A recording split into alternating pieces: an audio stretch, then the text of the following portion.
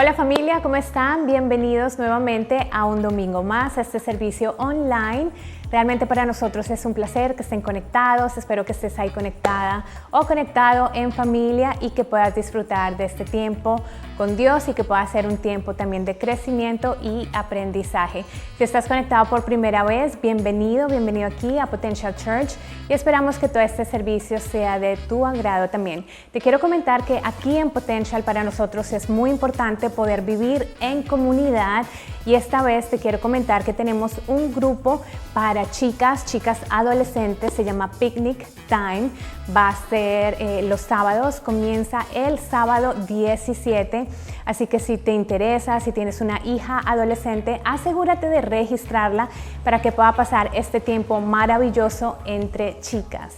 De igual modo, el viernes 16 vamos a estar comenzando un taller para empresarios. Esto va a ser muy interesante porque vamos a estar hablando sobre diferentes temas de liderazgo, así que si esto es algo que te interesa, puedes venir con tus compañeros de trabajo, tus socios y bueno, pueden estar aquí juntos aprendiendo y llevando su liderazgo a otro nivel. Y bueno familia, estamos comenzando el día de hoy una nueva serie, Peón. Así que bueno, te animo a que prestes ahí muchísima atención. Puedes seguir las notas del mensaje en potentialperu.info. Así que prepara tu corazón para el mensaje del día de hoy.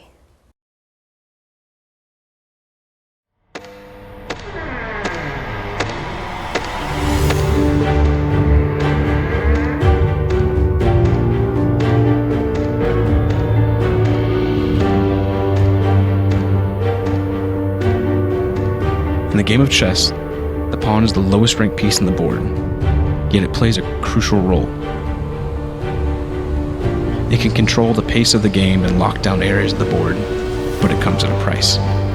In this game, the pawn represents the truth that taking risks is dangerous. With each uncertain step, doubt weighs heavy. Sacrifice and loss echo through the air. But I know that facing the abyss brings true change. I am underestimated, but they do not see the power within me waiting to emerge. So let us embrace risk. Let us venture into the unknown where we discover true power.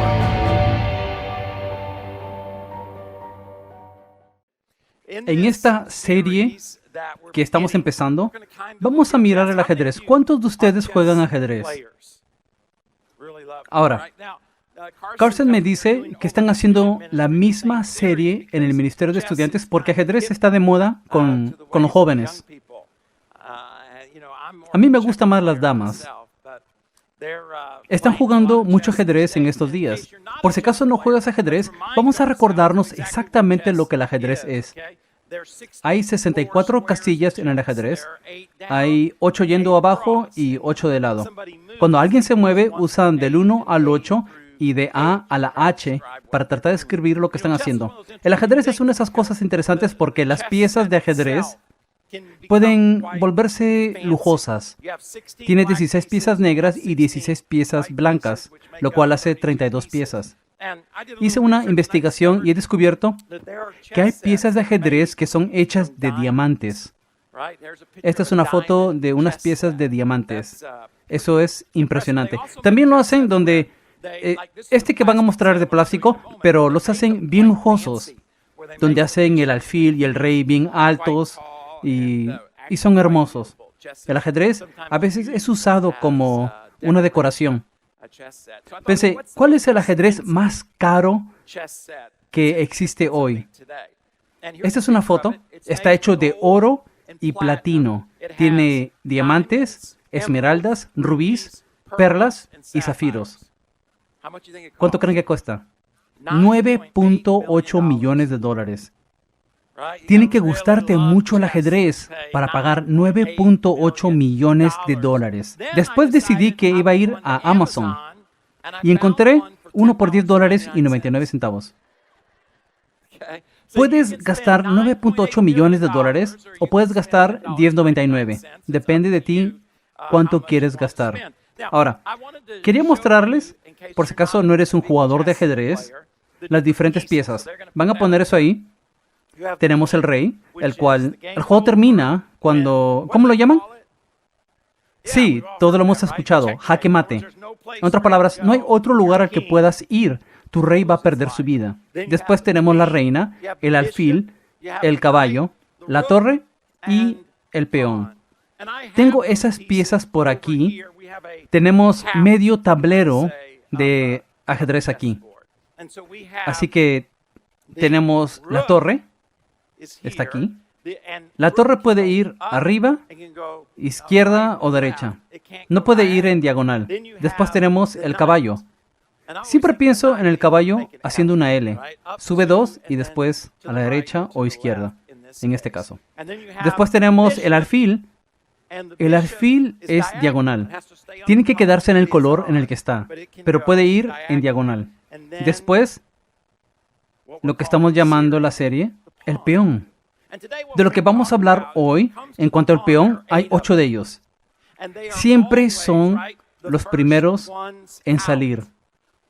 El problema es, si eres el primero en salir, tienes este riesgo que puede ser tomado, que puede ser vencido.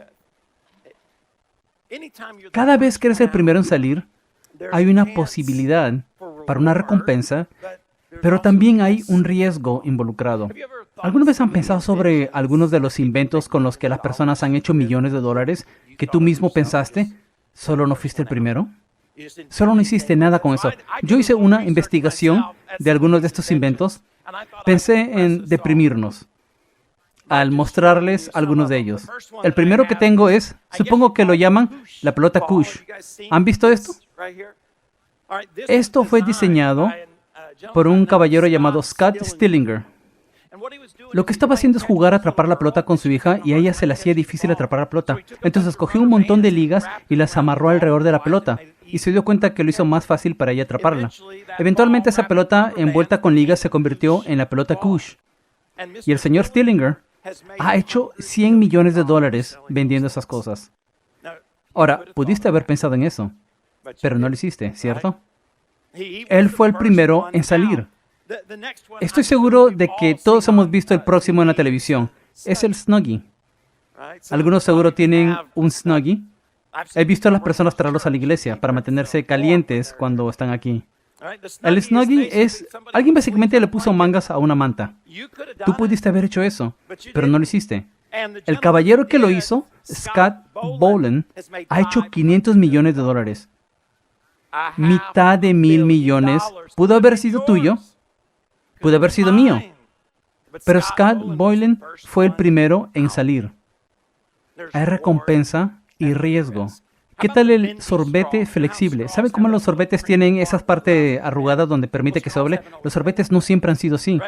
Cuando los sorbetes de papel fueron inventados fue un momento de wow. Un caballero llamado Joseph Friedman estaba observando a su hija, quien no se sentía muy bien, trataba de beber un batido y pensó, debe haber una mejor manera. Así que tomó el sorbete de papel, tomó un tornillo e hilo dental, puso el tornillo en el sorbete y lo amarró bien apretado alrededor de las ranuras con el hilo dental. Y cuando sacó el tornillo, el sorbete se doblaba. Su primer cliente, después de darse cuenta, esto es genial, fueron los hospitales.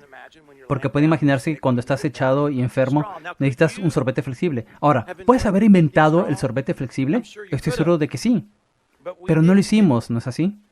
Y como consecuencia, el señor Freeman se convirtió en un multimillonario. Este otro es más moderno. Es una app. Se llama iFart. No se rían, sé que algunos ya lo han descargado. Es como un cojín Whoopie moderno. El nombre del caballero es Joe Com. Ha hecho, hasta este momento, solo en esta app, $400 mil. $400 mil con el iFart. No sé si eso dice algo sobre nuestra cultura. Ahora, el último probablemente es el más famoso. Pasó hace mucho tiempo. En 1975, un caballero llamado Gary Dow miró a su alrededor y se dio cuenta que había algo que las personas necesitaban.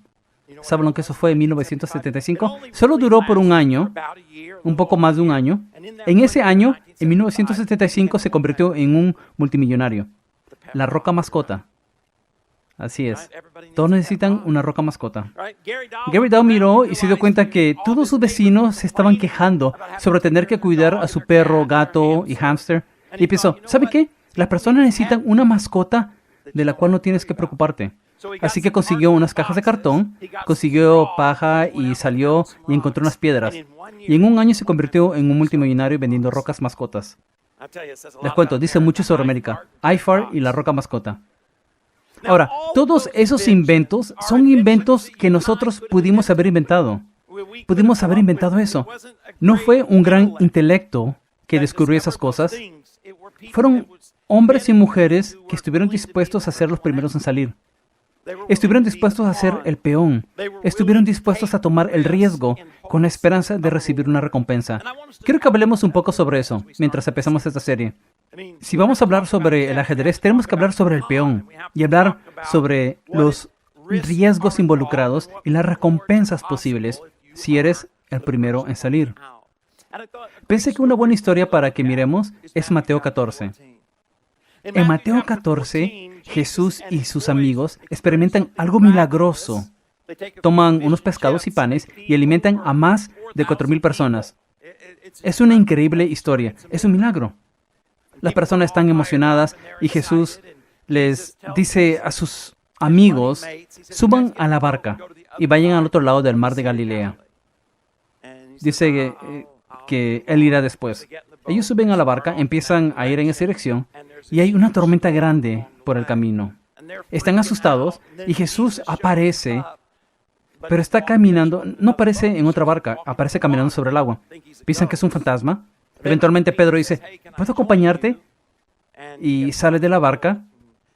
Después empieza a hundirse y es una buena historia que creo que si la miramos podemos aprender unas cosas sobre el riesgo y las recompensas de ser el primero en salir. Ahora, el mar de Galilea es un lugar que visitamos cuando fuimos a Israel en diciembre. Vamos a ir otra vez. Si quieres ir con nosotros en diciembre a Israel y caminar donde Jesús caminó, nos encantaría que vayas con nosotros, ya sea que estés aquí o si estás viendo desde el otro lado de las cámaras. El mar de Galilea es mucho más grande en la vida real de lo que fue en mi mente. Es como 20 kilómetros por 12 kilómetros. Entonces, están en una barca con remos, tratando de remar entre 12 kilómetros y 20 kilómetros. Es como 45 metros profundo en ciertos lugares. Así que produce unas increíbles tormentas. Recuerdo cuando estábamos manejando. Cuando estás manejando por 20 kilómetros, eso parece un viaje bien largo. Miras por la ventana y continúas viendo el mismo lago. Eso es lo que está pasando en el mar de Galilea en esta historia. Ahora, empieza en Mateo 14. Si quieren seguirme, las notas están en la app o pueden hacer clic en el enlace si están viendo en línea. Dice esto. Inmediatamente después, ¿después de qué? Después del día de los pescados y panes, después de alimentar a miles de personas con solo un par de panes y pescados. Jesús insistió en que los discípulos regresaran a la barca y cruzaran al otro lado del lago mientras Él enviaba a la gente a casa. Ustedes vayan a la barca, noten que dice que insistió. Esto es lo que quiero que noten desde el principio. A veces, nosotros podemos ser el primero en salir, siguiendo lo que Dios nos ha llamado a hacer, y aún así toparnos con una tormenta. No descubren la tormenta porque están siendo desobedientes a lo que Dios les ha dicho que hagan. Están haciendo exactamente lo que Dios les dijo que hagan. A veces nos metemos en la mente que si vamos a hacer lo que Dios nos pide que hagamos, que todo va a ser suave, que todo va a ser claro, tal vez hasta fácil. Pero esta historia nos recuerda que a veces Jesús nos pide que hagamos cosas que nos llevan a la tormenta, que nos llevan al desafío. Lo puse así en mi diario. Ser un caminante de agua, porque eso es en lo que Pedro se convierte. Camina sobre el agua. Es el único humano del cual sabemos que haya hecho eso. Para ser un caminante de agua, tienes que estar dispuesto a ser el primero en salir. Pero para ser el primero en salir, significa que a menudo vas a recibir unas flechas. El primero en salir es al que a menudo le disparan. ¿Por qué es que nosotros no inventamos el iPhone? Puede que sea porque teníamos miedo de lo que las personas pensarían o lo que las personas dirían. El miedo de fracasar, el miedo de la respuesta de los demás a menudo causa que esperemos a ver.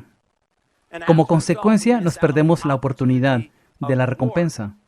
Porque todos podemos ver que el primero en salir a menudo tiene flechas en su espalda. A menudo tiene que recibir disparos. Por lo tanto, de esta historia aprendemos lo que es necesario para ser el primero en salir. Esa es mi oración para mí y para ustedes. Que seamos peones en este mundo. Que estemos dispuestos a ser el primero en salir. Que arriesguemos la oportunidad de ser disparado para experimentar el logro o la recompensa que Dios nos ha llamado a hacer. Ya sea abrir una iglesia, ya sea empezar un ministerio, ya sea una relación, un regreso financiero, sea lo que sea en tu vida, para que lo experimentemos, tienes que estar dispuesto a avanzar. Para hacer eso, voy a darles estos conocimientos que se encuentran en esta historia. Este es el primero. Tienes que elegir la valentía sobre el miedo. Toma valentía para ser el primero en salir. Vamos a leer la historia en Mateo 14, empezando en el versículo 24. Mientras tanto, los discípulos se encontraban en problemas, lejos de tierra firme. Mientras tanto, ¿qué significa eso? Mientras Jesús les estaba diciendo a todos, es hora de regresar a casa, tengan un lindo día. Dice que Jesús después subió a la colina a orar y meditar. Mientras todo eso estaba pasando, los discípulos estaban haciendo exactamente lo que Dios les dijo que hagan. Les dijo que den 2 pasos adelante. Eso es lo que hacen. Y justo aquí, en este espacio, están en problemas. La Biblia lo dice. Esto no es un poco de lluvia. Están en problemas. Porque están lejos de tierra firme. Dice, ya que se había levantado un fuerte viento y luchaban contra grandes olas, a eso de las 3 de la madrugada Jesús se acercó a ellos caminando sobre el agua. Cuando los discípulos lo vieron, no dijeron, ¡wow! ¡Es Jesús! Pensaron que era un fantasma. Pero Jesús les habló de inmediato. No tengan miedo, tengan ánimo. Yo estoy aquí. Cuando miren esta historia, es importante que noten lo que el miedo ve. Porque cuando eres el primero en salir, cuando das ese paso y dices, vamos a empezar este negocio, cuando das ese paso y dices, vamos a experimentar un logro, vamos a construir una iglesia. Para algunos, como mencioné hace poco, vinimos en el lanzamiento de Temple Centurion, para algunos es la primera vez que hemos hecho alguna clase de compromiso financiero. Fuiste el primero en salir, diste un paso hacia tu destino. Lo que sea que eso sea, para ser exitoso, tienes que elegir la valentía sobre el miedo, porque el miedo ve esas cosas que al final son destructivas. Vamos a verlas. La primera cosa que el miedo ve es la distancia de la orilla. ¿Notaron que dice que estaban lejos de tierra firme? ¿Alguna vez te has sentido así? ¿Alguna vez has sentido como si esa meta que estás persiguiendo, la meta está bien lejos? Parece como si nunca va a suceder. Es muy tarde para empezar de nuevo, pero ni siquiera puedes ver la meta. Es bien fácil ser desanimado en esos momentos. Eso es lo que el miedo hace. El miedo no ve el progreso que has hecho. El miedo ve la distancia a la meta. El reto que está al frente tuyo. La dificultad. Si alguna vez has empezado un negocio o ministerio aquí en Potential, esta iglesia ha estado aquí por 45 años. Hemos estado persiguiendo alcanzar 100,000 personas. Hemos hecho progreso en esa dirección y llega COVID. Y ahora miramos y parece como si eso está bien lejos de impactar la cultura, hacer una diferencia, experimentar un logro. Es mucho más fácil hacerlo por inercia. Temo que nunca lo haremos. Temo. Y el miedo evita que hagamos las cosas necesarias para ser exitoso. Nuestro matrimonio reconciliado parece estar bien lejos. Nuestros adolescentes regresando a Cristo, eso parece estar bien lejos. Restaurar nuestras cuentas bancarias, eso parece estar bien lejos. Experimentar sanación parece estar bien lejos. Y el miedo, mira en esa dirección.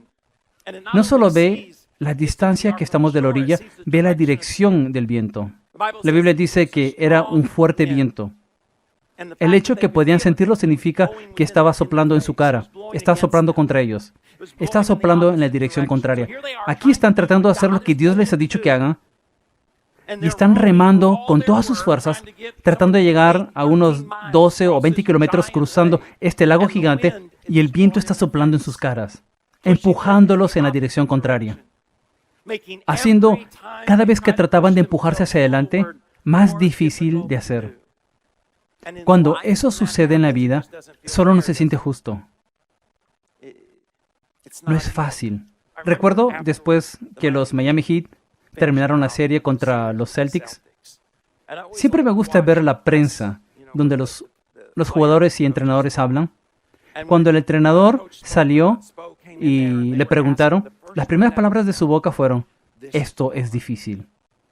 Esto es difícil. No tuvimos un buen año. Fuimos la octava semilla. Contra Boston ganamos 3 partidos, después perdimos 3 partidos seguidos. Después tuvimos que ir a Boston y de alguna manera ganar el 7º partido. Aunque lo logramos, no fue fácil. Así es como se siente cuando el viento siempre parece estar soplando en la dirección opuesta. Pensé sobre esto. Alcanzar a las personas para Cristo no es fácil. Es por eso que las iglesias a través del país se están reuniendo hoy, pero el lunes el mundo no será diferente. ¿Por qué? Porque alcanzar a las personas con el Evangelio no es fácil. Invitar a tu amigo a la iglesia no es fácil. Ser fiel a la casa de Dios no es fácil. Servir no es fácil. Dar no es fácil. Construir cualquier cosa no es fácil. Construir una familia no es fácil. Construir una relación fuerte no es fácil. Construir un negocio no es fácil. Construir un equipo no es fácil. ¿Por qué? Porque el viento siempre está en tu cara. Siempre está soplando contra ti. Siempre trata de empujarte de vuelta a donde empezaste. Así que puede imaginarse que si nosotros continuamos mirando hacia el miedo, estamos bien lejos de la orilla. Y el viento, no creo, solo hay que rendirnos. Hay que darnos por vencidos. Nunca va a suceder. Nunca va a pasar. Eso es lo que el enemigo quiere que hagamos. Sí, sé el primero en salir. Solo espera hasta que experimentes el viento soplando en tu cara. Pero eso no es todo. El miedo también ve la determinación de las olas. La manera que las escrituras lo dicen es, luchaban contra grandes olas. Algunas traducciones dicen que las olas los golpeaban. La palabra en griego ahí significa atormentar, continuamente. En otras palabras, es una ola tras otra, tras otra, tras otra y tras otra. Nunca termina, nunca acaba, nunca para. ¿Algunos han tenido esas veces en sus vidas donde dices, solo necesito un descanso? Solo necesito recuperar el aliento. ¿Saben lo que he notado? ¿Puedo contarles? Una de las cosas únicas sobre ser un pastor es que ves las vidas de las personas. Y a menudo, cuando tomamos un descanso, dura toda la vida. A menudo he visto personas alejarse. Y a menudo la razón que nos alejamos es porque nos volvemos temerosos, porque el miedo ve la consistencia de las olas, la determinación de las olas para golpearnos una y otra y otra y otra vez. No importa lo lejos que trates de ver, lo único que puedes ver es una ola tras otra. Eso puede ser desalentador. Es como, he empezado este negocio pensando, y ahora no solo tengo el viento en mi cara, no puedo ver la meta. Y es solo una cosa tras otra. Estoy lidiando con los empleados, después lidio con el banco, después lidio con el Servicio Interno de Impuestos. Es una cosa tras otra. ¿Por qué? La Biblia dice que tenemos un adversario que quiere robar, matar y destruir. La última cosa que quiere que hagamos es ganar este juego de ajedrez y cambiar el mundo. Construir una familia fuerte, construir una iglesia fuerte. A Dios no le importa si nos reunimos, si no pasa nada. Si la próxima semana la gente sigue dándole la espalda a Dios. Entonces, miedo. Todos tenemos que tener cuidado porque el miedo es algo que todos vamos a sentir en nuestras vidas. Esa es la realidad. Ola tras ola tras ola no es divertido. El viento en la cara no es agradable. Y cuando miras arriba y no puedes ver la meta, después dice que el miedo ve la oscuridad de la noche. Eran las 3 de la madrugada. Eran como las 3 de la madrugada. Está en medio del lago, en medio de una tormenta, sin luces. ¿Alguna vez te has sentido así? Ni siquiera sé a dónde estoy yendo. Ni siquiera sé cuál es el próximo paso. Este matrimonio se ha vuelto bien difícil. Este negocio se ha vuelto abrumador. Este ministerio, ¿cierto? COVID. No puedo ver. ¿Cuál es la tentación cuando no podemos ver? Es solo rendirnos. No sé qué hacer. Es mejor que me rinda. No sé cómo hacer este matrimonio mejor. No sé cómo hacer que mis hijos regresen a Dios. No sé cómo sacar este negocio del rojo. No sé cómo construir una iglesia que va a cambiar el mundo. No sé cómo empezar un ministerio. Solo te rindes. Después de todo, fuiste el primero en salir. Nadie más está haciendo algo. Es más fácil rendirnos. Eso es lo que el enemigo quiere.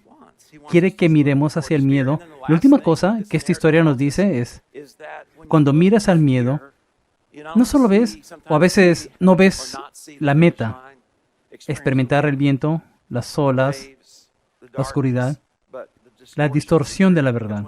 Porque cuando ven a Jesús, lo cual debió haber sido, sí, Jesús, el que acaba de tomar unos pedazos de pescado y panes y alimentó a miles de personas, está en la escena. Eso debe ser buenas noticias. ¿Pero qué dice? Quedaron aterrados. En vez de estar como, sí, estaban como, Dios mío. ¿Por qué? Porque pensaron que era un fantasma. Y el miedo distorsiona la verdad. Cuando miramos hacia el miedo, empezamos a creer cosas que no son ciertas. Lo voy a pasar todo el tiempo. Personas vienen y, ¿saben las cosas que empezamos a creer? Nadie me quiere. A nadie le importa. Nadie va a hacer algo. Estoy solo. Nadie entiende. Nadie ha pasado por esto. Empezamos a ver una distorsión del mundo que nos rodea. Empezamos a sentir lástima por nosotros mismos. ¿Por qué el miedo hace eso? ¿Cuál es la meta del miedo? Es hacer que intentes volver al lugar de donde viniste. Ponte en el lugar. Sé como el resto de los peones. ¿Qué haces saltando ahí? Saltando 2 espacios. Algo que solo el peón puede hacer. Es lo que el miedo quiere que hagamos. Nosotros podemos escoger dónde miramos.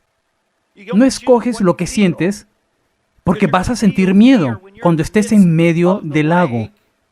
No puedes ver la meta. El viento está en tu cara, las olas son altas, la lluvia es fuerte. Miras y piensas ver un fantasma. Vas a sentir miedo porque esas cosas son temerosas. Pero porque sentimos miedo, no significa que tenemos que elegir tener miedo. Miren lo que las Escrituras dicen. La valentía ve lo contrario. La valentía ve, yo soy. Porque cuando Jesús aparece y se asustan, miren lo que Jesús dice. Pero Jesús les habló de inmediato. Me encanta eso. De inmediato. Inmediatamente entra en sus vidas y dice, no tengan miedo. No tengan miedo. Sabía lo que sentían, sabía lo que estaban experimentando. Al igual a hoy, Él sabe lo que estamos experimentando.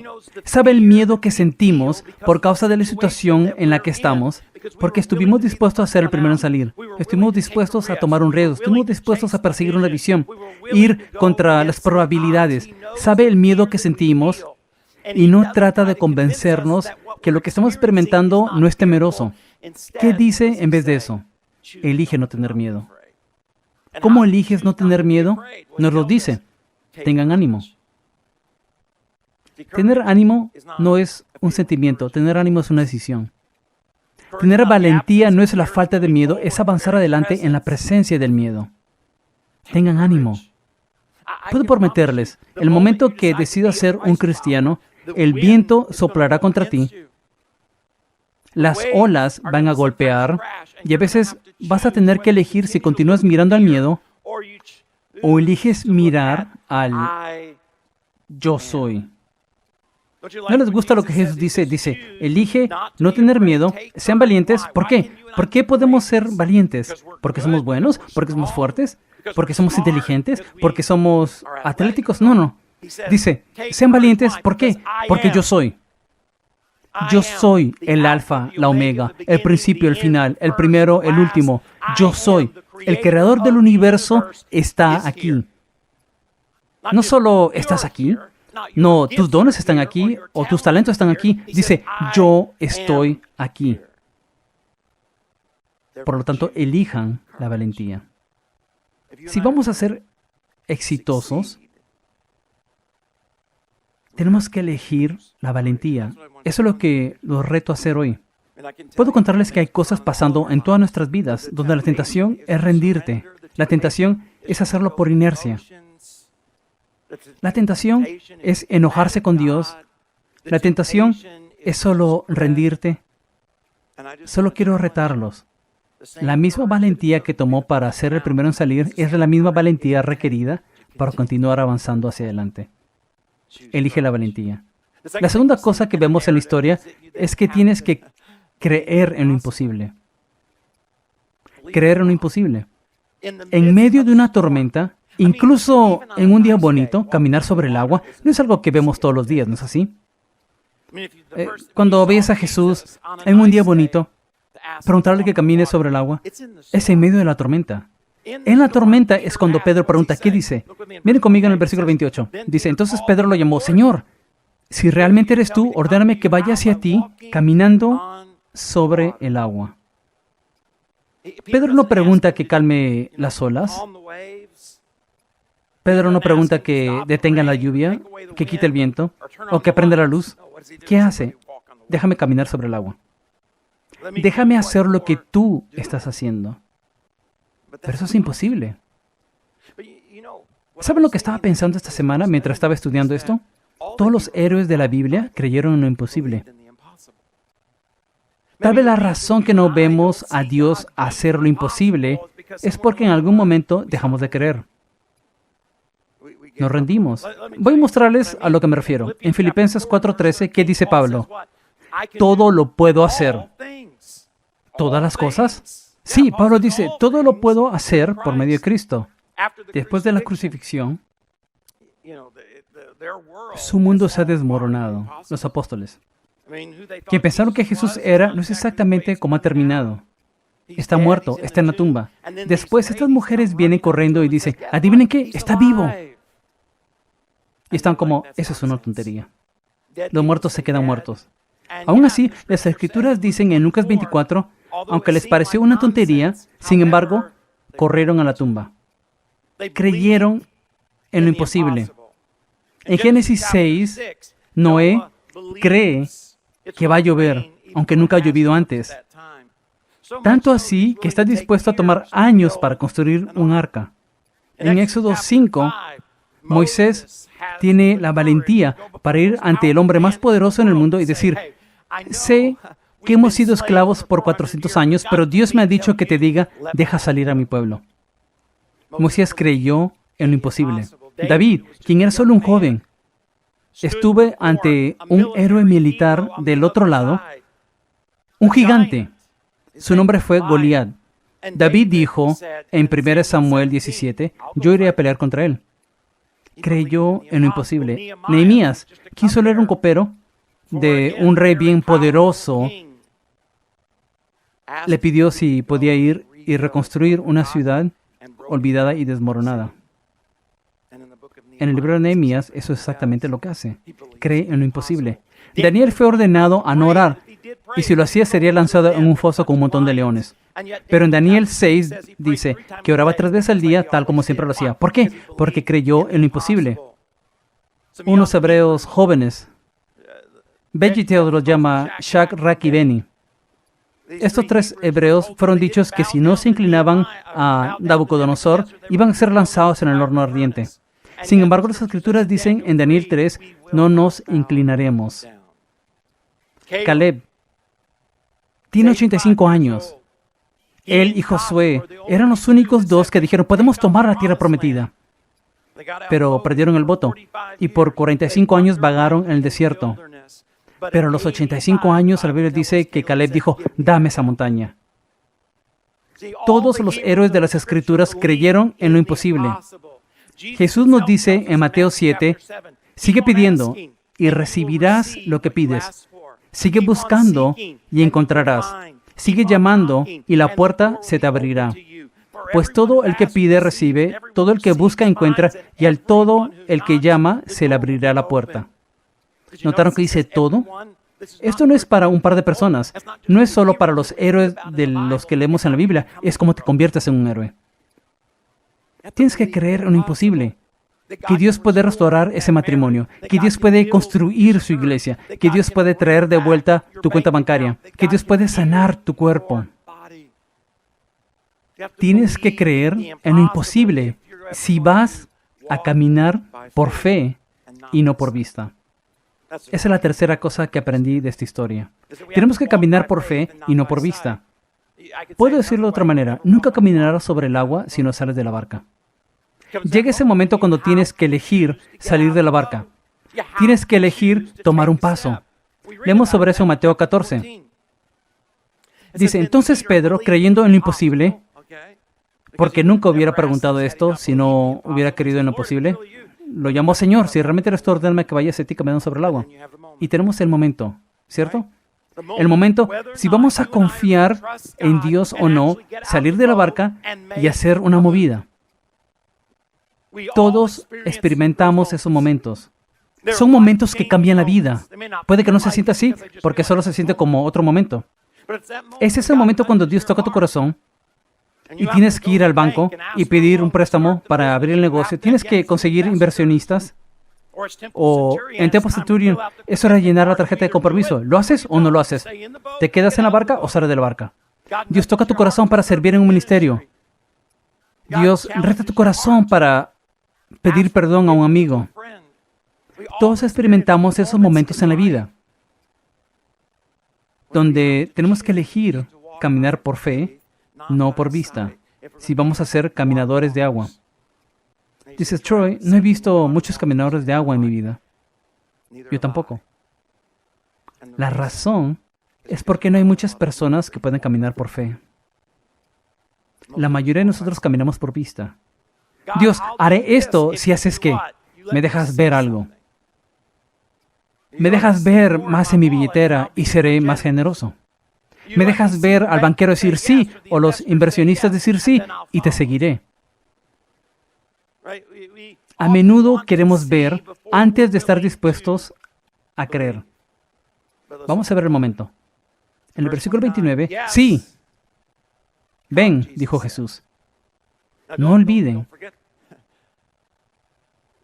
Nosotros solo salimos de las barcas que Jesús nos dice que salgamos.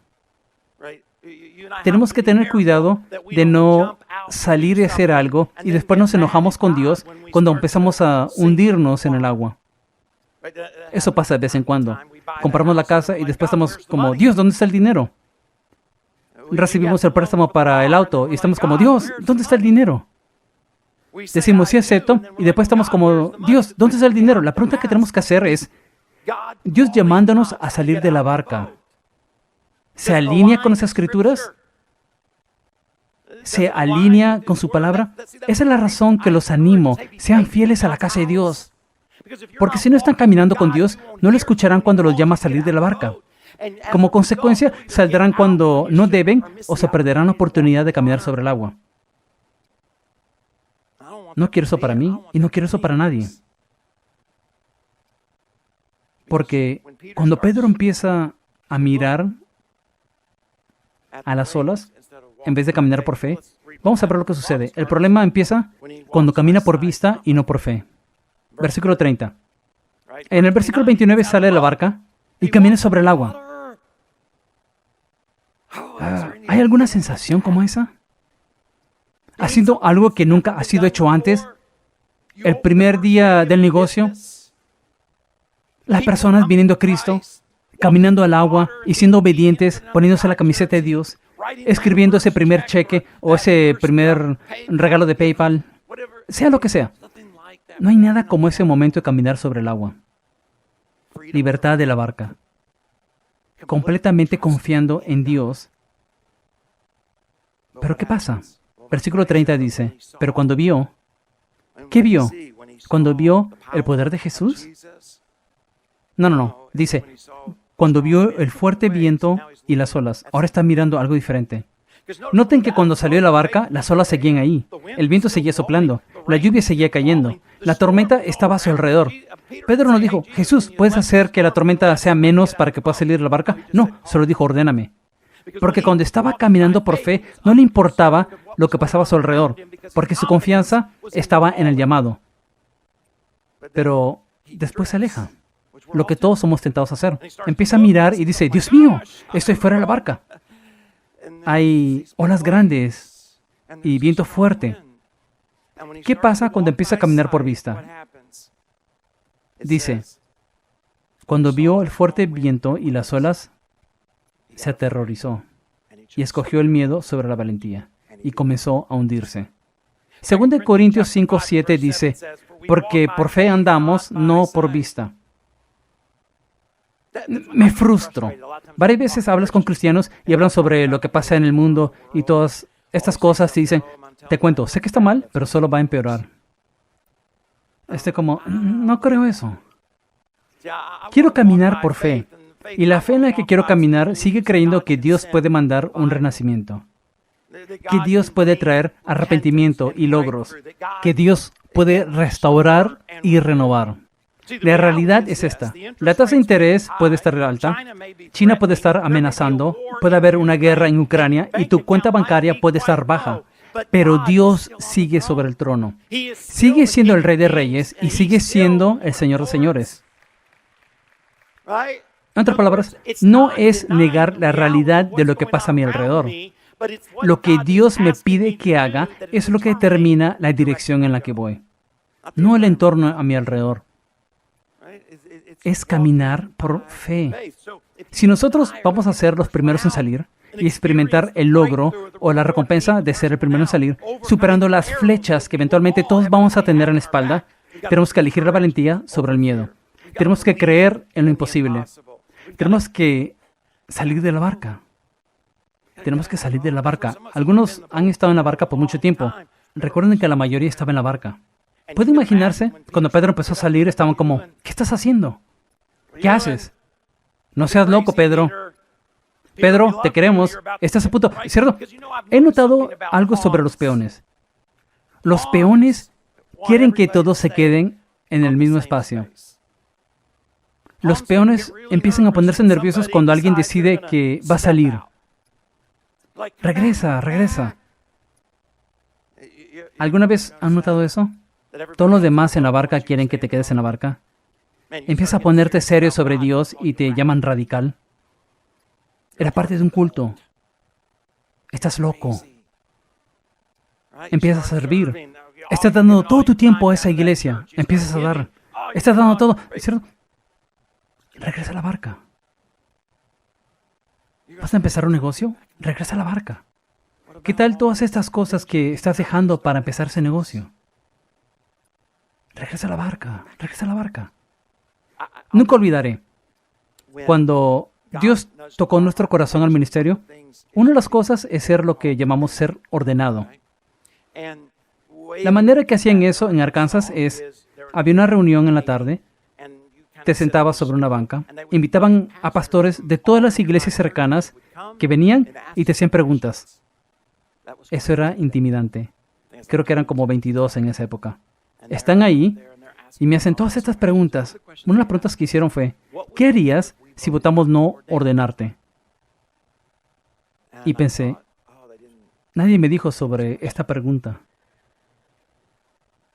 Dije, bueno, supongo que tuviera que reevaluar si he sido llamado o no. Me dijo, bueno, me hubiera gustado, supe que respondí mal de acuerdo con él. Dijo, me hubiera gustado que digas, al final, no son los hombres los que te llaman, Dios es el que te llama. Ahora, aún creo que mi respuesta estuvo bien. Pero entiendo lo que estaba diciendo. Solo porque el resto de los peones te dicen que regreses a la barca, no significa que eso es lo que debes hacer. Es el que te llamó, que te empoderará. con lo que necesitas para ser exitoso. Así que sal de la barca.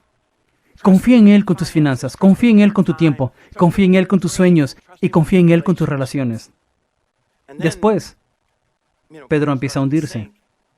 La Biblia dice que todos cometemos errores, ninguno es perfecto, ninguno es justo, ninguno. Así que tienes que mantenerte humilde. Pedro sabía lo que era tambalear. Sabía lo que era caminar sobre el agua, como nadie más que conocemos. Pero también sabía lo que era tambalear, cuando sus pies empezaron a hundirse en el agua. Vamos a leer sobre eso en el versículo 30. Pero cuando vio el fuerte viento y las olas, se aterrorizó y comenzó a hundirse. Noten cuál es su primera respuesta. No es, tengo que hacer algo. Porque normalmente esa es nuestra respuesta. Sales y empiezas a hacer algo y empieza a ir en la dirección equivocada. ¿Qué tendemos a hacer? Más vale que tome control de esto. Puedo prometerles que eso ya ha pasado con los centuriones del templo. Ha habido personas que han salido y dicho, voy a confiar en Dios de manera que nunca he hecho, y esa es la semana que los neumáticos en su auto se bajan. De repente, ¿cuál es la tentación? Más vale que me encargue de esto. Fue una buena idea confiar en Dios y todo eso. Lo trataremos de nuevo, pero voy a encargarme de esto. Voy a controlar esto. Esa es la tendencia para todos nosotros. Cuando el suelo debajo de nuestros pies empieza a ponerse un poco blando, la tentación es, no sé si Dios puede manejarlo. Es mejor si yo me encargo de esto. Y empezamos a tomar el control. Eso se llama orgullo. Esa es la creencia que yo sé más que Dios, que puedo manejar esto mejor que Él. Estoy impresionado que Pedro, quien a menudo era orgulloso, en este caso es completamente humilde. No se equivoquen. Cuando estás bajo el agua, confiamos en Dios, porque ¿a dónde más vas a ir? Es como, Dios mío, me voy a ahogar. ¿Dónde estás? Pero mientras estamos hundiéndonos, tendemos a tratar de hacerlo nosotros mismos. Pedro nos dijo, lánzame un salvavidas. No salió nadando hacia la barca. No saltó hacia la barca. No. En toda humildad, mira lo que hace.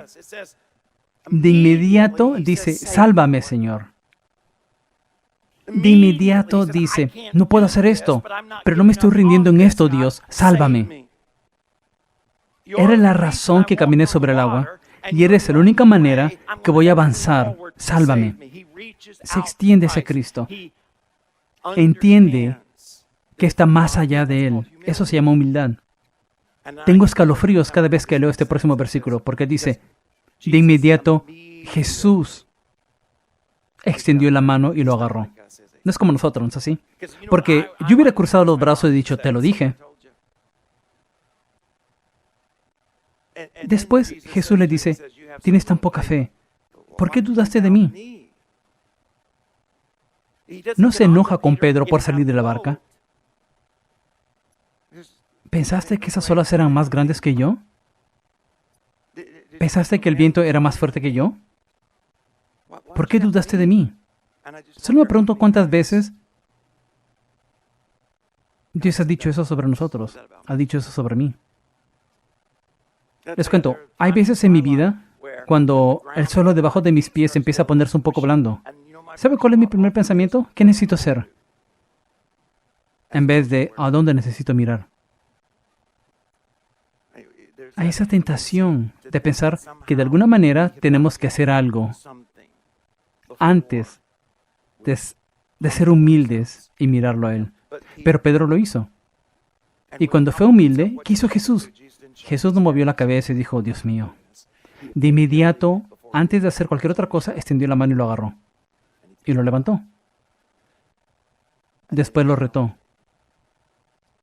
La Biblia dice en Santiago 4, este es el hermano Jesús, dice, Dios se opone a los orgullosos, pero da gracia a los humildes. Da gracia a los humildes. Extiende la mano y nos levanta cuando somos los suficientes humildes para admitir que no podemos hacerlo sin Él. Lo cual me lleva a la última cosa que quiero compartir. Es nunca te rindas. Nunca te rindas. La razón que no puedes rendirte es porque si no te rindes serás exitoso. Dices, Troy, no creo eso. Recuerden que les dije que tienen que creer en lo imposible. Dice, Troy, no creo eso porque no puedo ver la meta. No veo ninguna manera de ir de donde estoy a donde Dios me ha llamado a ir. Eso es mirar hacia el miedo. Entiendo esa realidad, pero les digo, a pesar de esa realidad, nunca debes rendirte, porque si leen el versículo 32, dice, cuando subieron de nuevo a la barca, el viento se detuvo, los discípulos están como, no es un fantasma, de verdad eres el Hijo de Dios. En el versículo 34 dice, después de cruzar el lago, en otras palabras, ¿recuerdan lo que Jesús dijo al principio? Suban a la barca y vayan al otro lado del lago. Aunque hubo una tormenta, hubo viento y olas, ¿qué hizo Jesús? Los llevó al otro lado del lago. Porque lo que Dios empieza, Él siempre termina. Lo que Dios proclama, Él cumplirá. Sé que es difícil de creer. Sé que tal vez está oscuro afuera. Sé que estás en una barca de remos, tienes kilómetros que viajar y parece ser imposible que llegues ahí. Pero no te rindas. Y todos tenemos esa habilidad.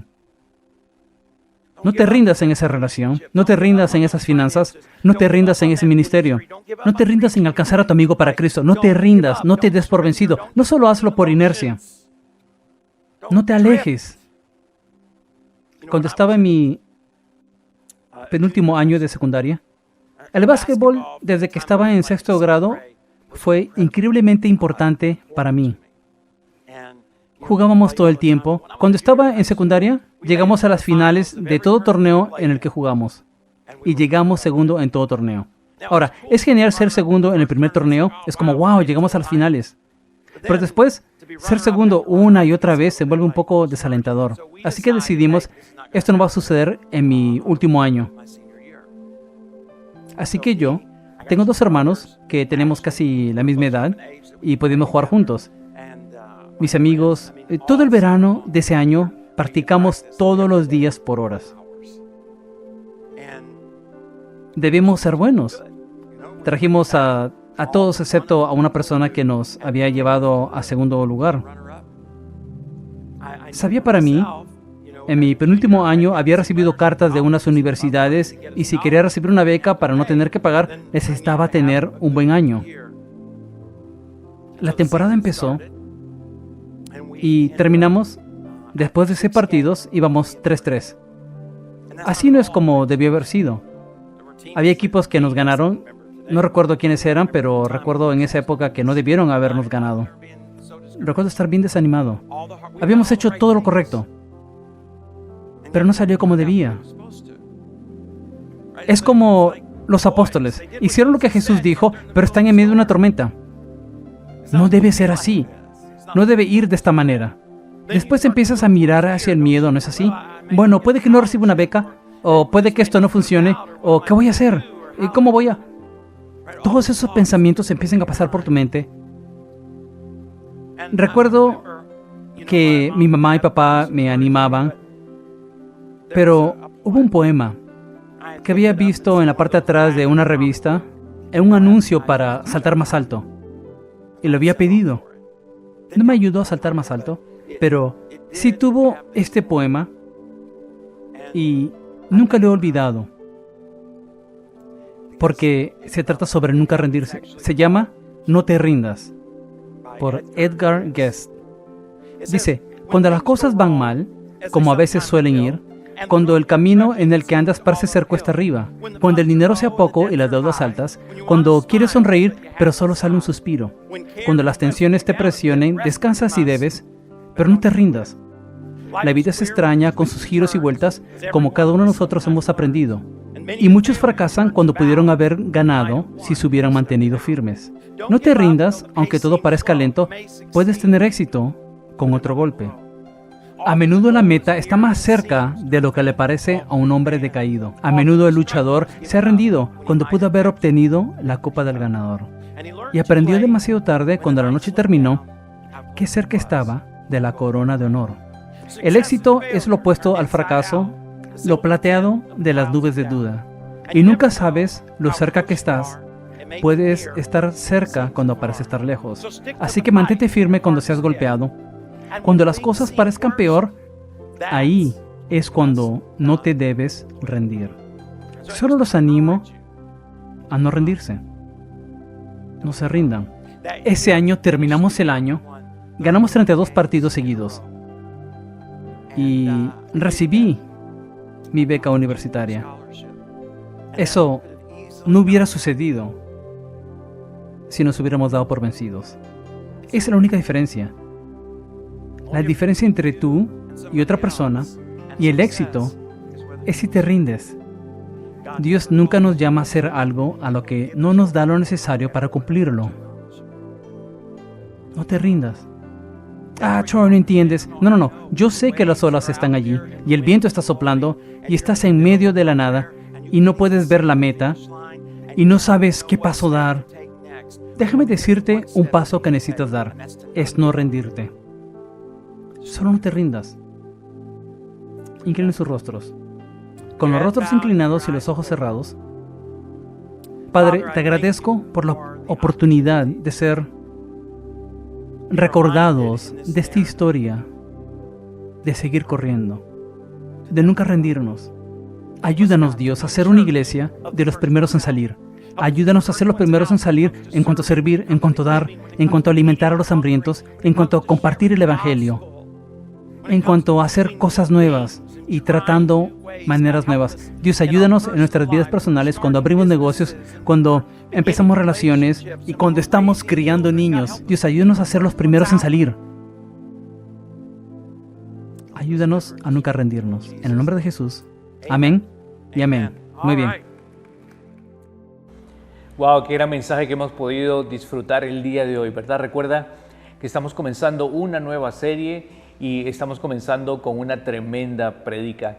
Y el tema principal del día de hoy que tienes que llevarte en el corazón es de asegurarte que puedas responder esta pregunta. Si eres el primero, si eres la persona que toma iniciativa, si eres la persona que está con esa disposición para dar ese primer paso, si eres esa persona que se atreve quizás a tomar los riesgos, y adentro de lo que Dios quiere para nuestras vidas, siempre nos está dando la oportunidad de dar pasos hacia adelante. Y creo que muchas de las oportunidades que Dios tiene para nosotros está en ese primer paso, está en esa decisión, está en esa obediencia, está en el dejar que Dios te hable a tu corazón para poder hacer algo al respecto. Así que el día de hoy continuamos, vamos a poder dar nuestros diezmos y las ofrendas. Para nosotros es un momento especial porque podemos agradecerle a Dios por lo maravilloso que es con nosotros. Podemos a través de la obediencia dar nuestros diezmos. La palabra de Dios dice que el diezmo es el 10% de lo que Dios nos permite recibir. Y qué linda oportunidad de poder ser obedientes a través de nuestros recursos. El poder saber y reconocer de dónde viene nuestra confianza.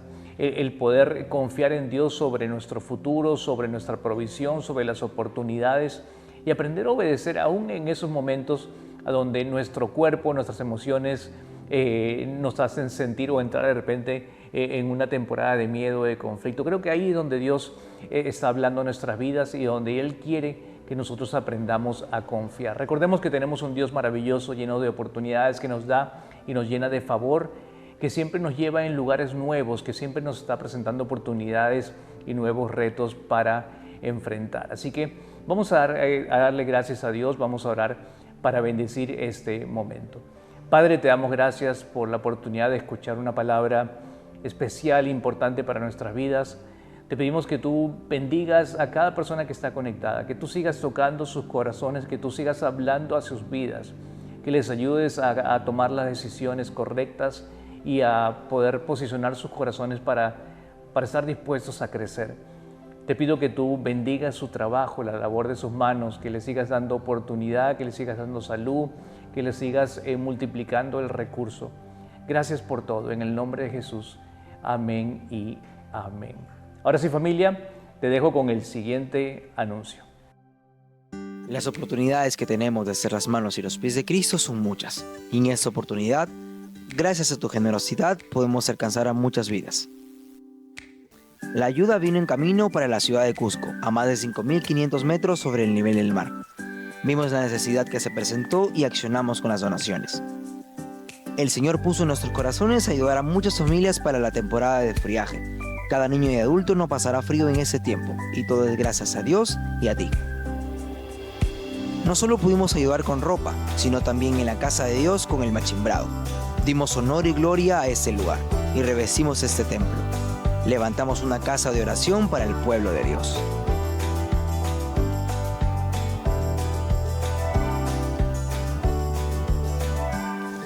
Estamos agradecidos por tu generosidad. No pierdas la oportunidad de ser un centurión del templo. Gracias, hermano. Bueno, familia, así que bueno, ya vieron el video. Gracias a todos aquellos que se han asociado con nosotros para poder llevar todas estas bendiciones a Cusco, estas donaciones de ropa, esta ofrenda de Temple Centurion. Y si todavía no eres parte de ser un centurión del templo, todavía puedes hacerlo.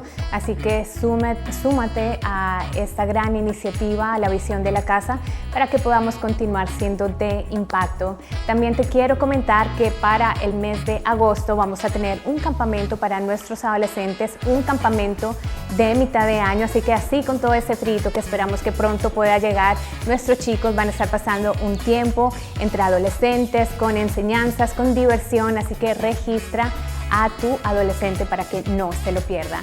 También te quiero hacer saber que nuestros grupos de conexión van a estar, están pasando, de hecho todavía te puedes registrar. Recuerda, tenemos grupos para hombres, para chicas, para adolescentes, deportes, así que de liderazgo también, así que regístrate porque no tienes que vivir la vida solo, puedes vivir la vida acompañado. Y si nos visitaste el día de hoy por primera vez, si estás conectado por primera vez, bienvenido aquí a Potential Church. Realmente es nuestro honor que puedas estar aquí conectado y esperamos que hayas podido disfrutar de este servicio y que te hayas podido sentir como en casa. Gracias por haberse conectado el día de hoy y nos vemos la próxima semana. Chao, chao, familia.